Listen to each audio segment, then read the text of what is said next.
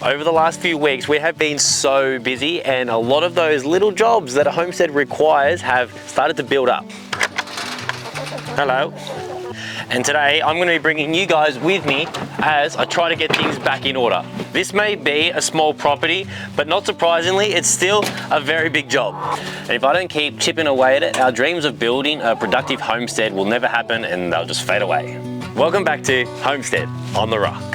All right, so the first job on today's list is right here in the compost bays. I've been throwing so much green waste, compost, chicken poo, all sorts of things.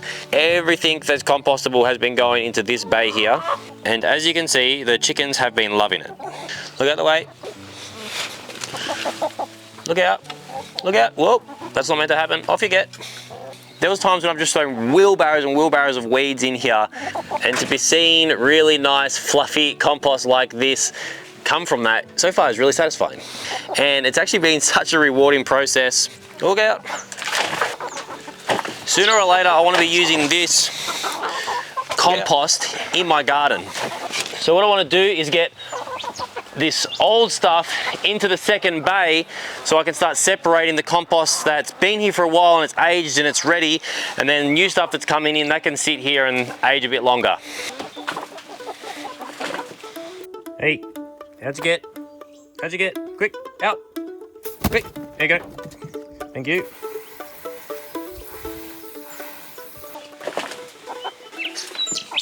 Every homestead that wants to produce a lot of food has to produce a lot of compost, and this system here is my efforts to try to produce all of that compost that we're going to need.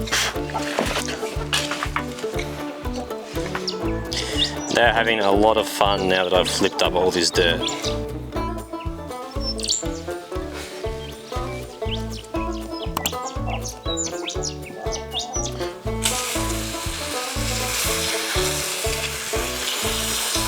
Because we've been so busy and we've actually had to leave for a few days at a time, I need to make sure the chickens could survive without me here.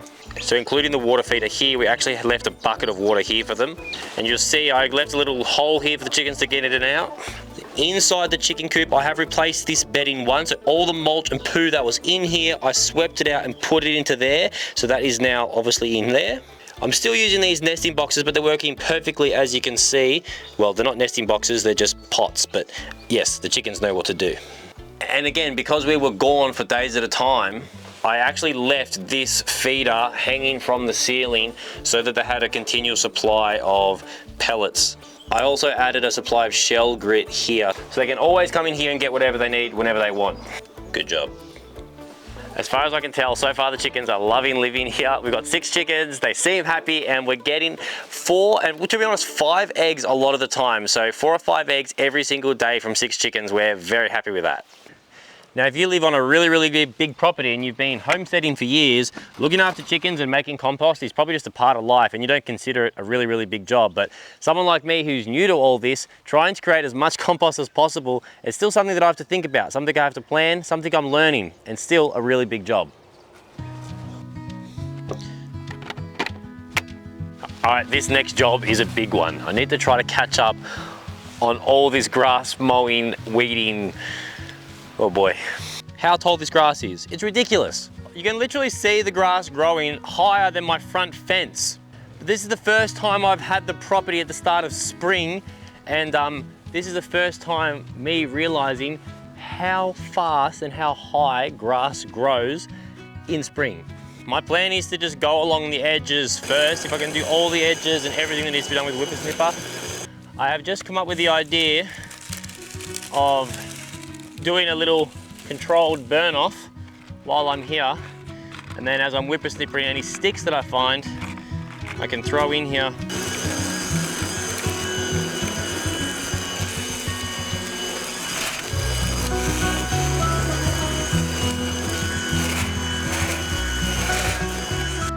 I ran out of whippersnipper cable or rope, whatever this is called.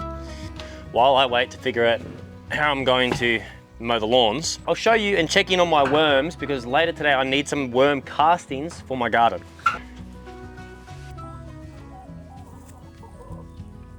Hello little wormies. These guys are doing really good now. If I dig in here, you'll see, look at all these worms. They're loving it. This here is mostly worm castings and worm eggs. And I could go put this straight on the garden and that would be fantastic, but what I want to do is leave the worms in here so that they can keep working, keep producing more compost and worm castings. So this is how I'm going to do it. Oh man, look how many's in there. That is so satisfying. So satisfying. So what I'll do is I'll put this tray here and then I'll lightly sprinkle some of the worm castings just on top. Just like that. I'm gonna leave all these trays just like that with the sun, well the clouds, looking straight down on them. And what should happen is we'll come back here and check, I don't know, 10 minutes, 20 minutes, however long, and all the worms will have went down through the holes of the seed trays, and then the seed trays will be left with just worm castings and no worms, so the worms will be staying in the bathtub. It's literally been like 2 minutes, but I'll just show you guys this as a quick example. Can you see all those worms going through the holes already? I hope you can see that. That's the worms trying to go down and get back to safety. More wood, more fire. Hello. Hey Sue, how you going? Good, how are you? I'm going good, but I could be doing better. Quick one, do you have any whippersnipper cord available? Oh, plenty. John's home. Okay. Cheers, yeah, bye. Bye. How good's that? Love your neighbours. How to tie whippersnip cord. Mine doesn't look like that. I really like the speed feed trimmer heads. I use the smaller size head. Okay. I really like to pull the line out, feed it through. What is going on? Oh, maybe that hole is for something. Uh-huh. Oh.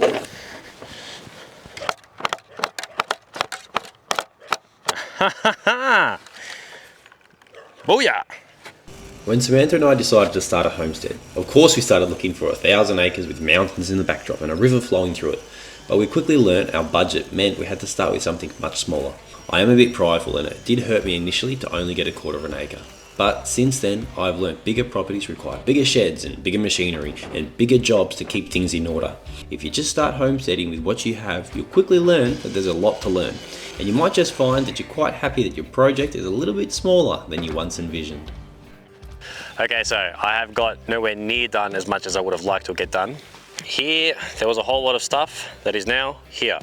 I would really like to do this section, but my main goal today is actually just to try to make this place a bit more snake safe, because the kids come, play, collect the eggs, hang out with the chickens every single day.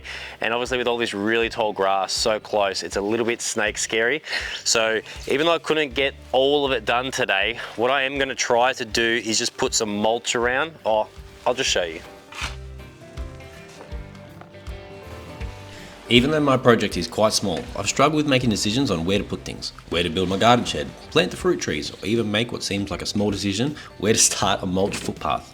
There are reasons behind every decision, but also, once I had a plan for the house and septic, it took me longer than I like to admit, but with the chicken coop built and impossible to move, it's become easier to build off and around that. The fear of getting it wrong can often slow me down, but I'm starting to learn that there's a healthy balance between careful planning and just getting it done and learning through my mistakes.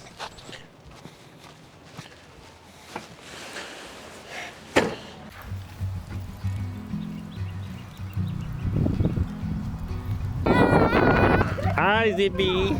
I didn't notice. Is this for my flowers, this little bed? That is for the flower bed. Wow. Which means we can plant some flowers this week, Koa.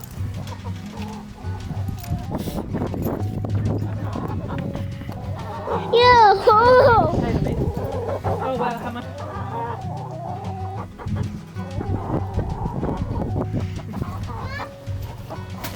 Whoa, 4? Every time it comes to my rings. Now the keys. Hey, again! Smack your button. Any more? How many eggs we got? Oh, nice. Bean, you know you can use the actual door. You don't have to use that little one. 4 chicken eggs and 1 dinosaur egg. Say hi. Hi. What's wrong? Come on, you can get down. You just tell them to move.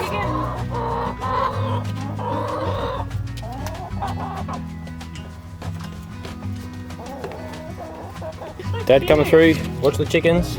No, chickens stay in there.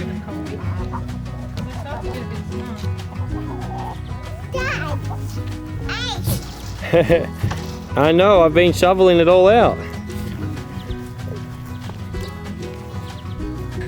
It feels nice having a footpath, doesn't it? It looks good how you put the water around too. Is this eucalyptus safe to, grounding? I know you said it was a bit toxic. No, it's safe for humans. I have to try it again then, hold on.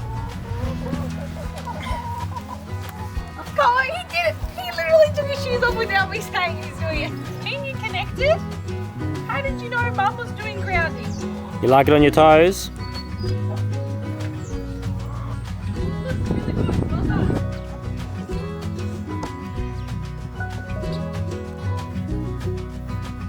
This is our first piece of fruit. I just think it's cool because we've never grown anything off a tree before. So it's like our first fruit from a tree. I'm also wondering like how much figs does a fig tree produce? Like should I start Googling ways to preserve figs, different things you can make with figs. I'm getting a bit ahead of myself. I guess we'll just have to figure it out. And we got a strawberry down here. It survived. A couple of little strawberries coming through.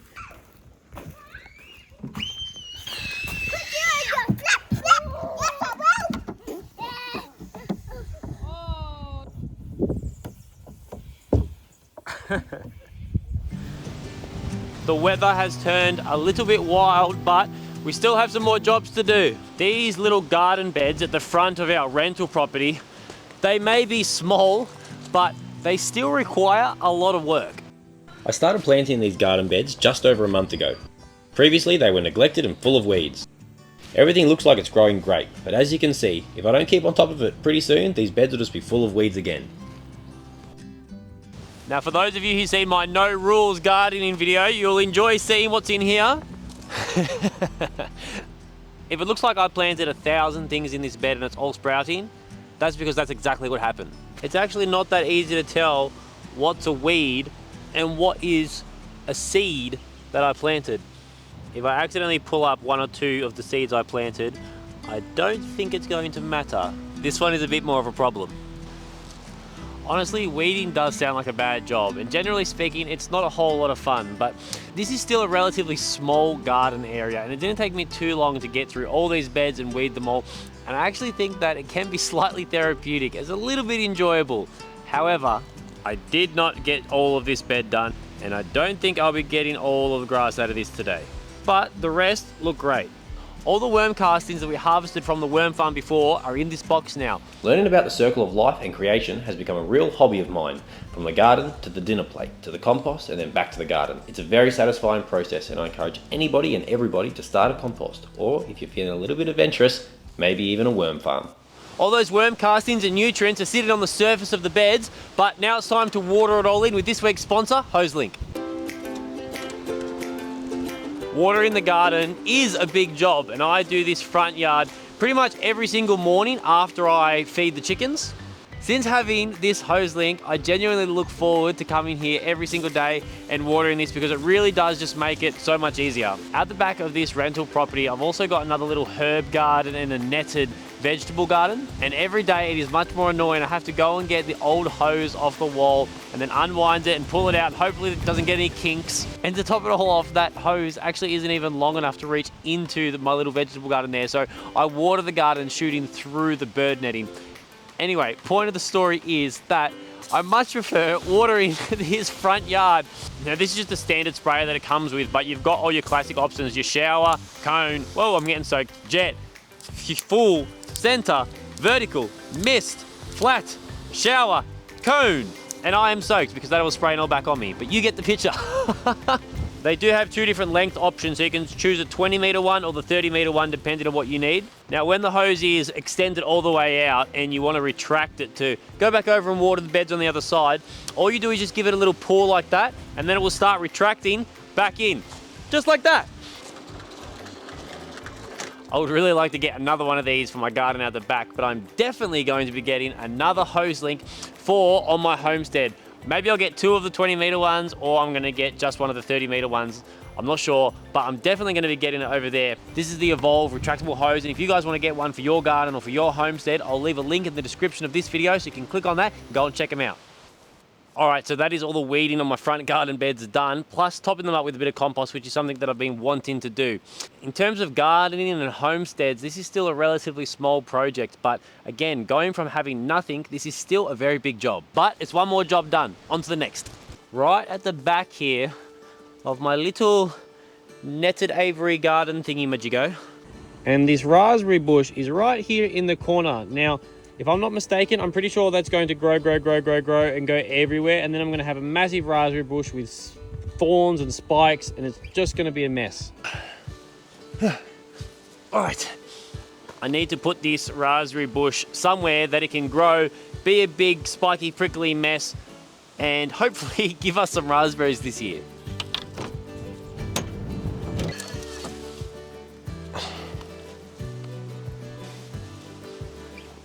I'm going to up pot this raspberry bush into a slightly, not much bigger, but a little bit bigger pot. And in this pot, I've just added in some compost straight from the compost machine there in the chicken run. Filled the pot up a little bit. This has been in here for a couple years, I reckon. Boom. There it is. I don't really know what I'm doing, to be honest. Probably should have done this before when the plant was dormant. But anyway, we're in this far. I just wanted to give this bush a chance to grow big and strong, and I didn't want it to do that back where it was because it'll take over the whole place. I went and got a bit more compost just to fill it all up properly.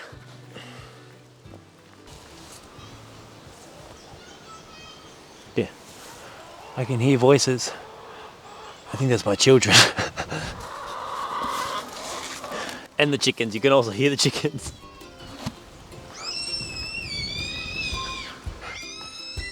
Hello! Let me see the monster egg. Whoa! Using the door today, Bino. Whoa! Whoa! Whoa! Nice! Keep them safe. All right, wait there, I'll come help. And there's always one monster egg. Double yoker every time.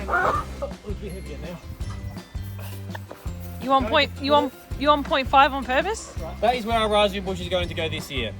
Actually, nah, change my mind. I don't like it there. Well, I can't commit to a location, so I don't want to bury it in the ground. So I'm just going to leave it in the pot like that this year.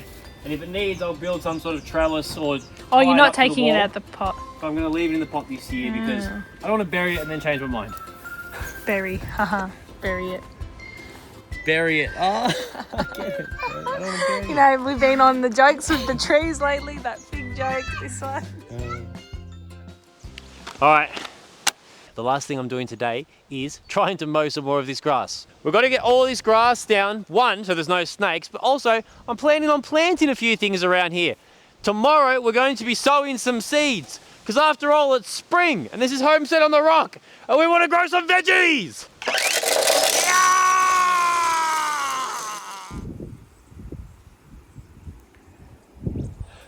Woo! On top of the larger jobs that need to be done, there's always the daily chores. I spend about 30 minutes every morning just walking around and pottering. It's only a short 200-metre walk from the rental property to our little block of land, and this distance allows me to treat the homestead like our backyard and keep working at it every day. I feel a bit like Adam. I've been given this garden to look after, to steward and care for. Thankfully, I've got a few less animals to start off than he did, but still it's an interesting thought to consider the Garden of Eden and how it might have worked as a permaculture paradise. Yes, having Yahweh walk through in the afternoon is a bit of a cheat code. However, I think a lot of the principles are the same. Now, if I'm going to do a good job, I need to learn, pay attention, and by checking in every day, hopefully I can help everything that God's given me and everything that's in my care thrive. I sifted the compost to create some nice seed starting soil. And with this, I headed back home and prepared some room in our little seed starting greenhouse. Even if small, having a system really helps the homestead grow. And now it's time to call for my helper and our little growing army to help me get these seeds started. Okay, are my gardeners ready? Yes, we are. Come on out. Very, very ready. This is your homeschool activity for the day, Bean. Hey, Zipper. Like, are you allowed to just grow watermelon? Like, that just seems like... Do people just grow watermelon? I don't know. That I don't know how to do it. We're going to figure out. One pumpkin this side, one pumpkin that side. Grab the container and go like this. Yes, nice. A little bit more. So does the top bit need to point up or anything? That doesn't work like that. I don't know. Maybe just lay them on their side.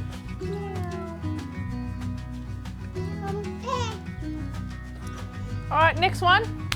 What am I hiring you for? Put it here. Put it there. Good girl. Nice, Zipper. Good girl, Zipper. You planted your first pumpkin. A pumpkin planting a pumpkin. Good girl. Push. Yep, put it in. Yay. All right. 2.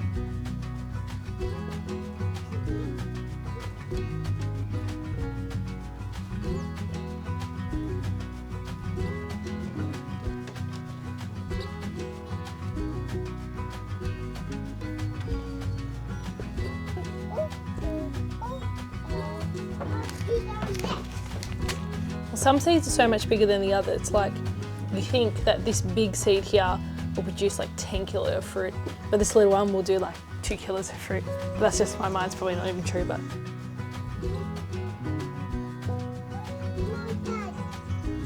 I'm just gonna help you a little bit. You're doing a good job though. Ow, boom.